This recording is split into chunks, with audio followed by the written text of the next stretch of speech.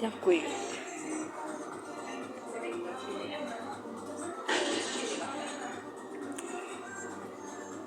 mägi ei tule Muhamedini, siis läheb Muhamed mäeni ja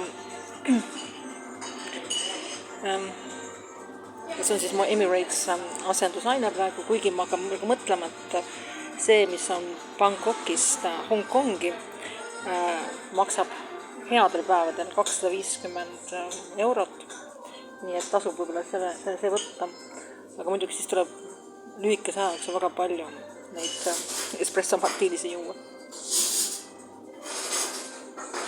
See lend on mingi 2-3 tundi, aga enne saab 3 tundi seal salongis ka olla ja siis tasub ära rohkem kui sellest ära, aga enne tuleks kõige Bangkoki saada. Aga jah, see päris Emirates, mis on need pikad lennud, et jah, need on natukene käivad praegu üle jõu, nii et ma tulin siis asendusainet tegema. Nii et kuulus influencerite espresso martini, mida nad Emiratesi pardal krimpavad.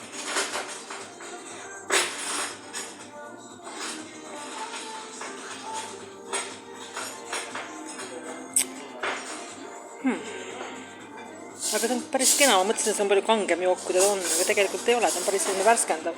Aga ju on selline võlts värskendav, et kui 2 juu näiteks on kuskil sirul teeks. Nii et jääme isegi ühe juurde.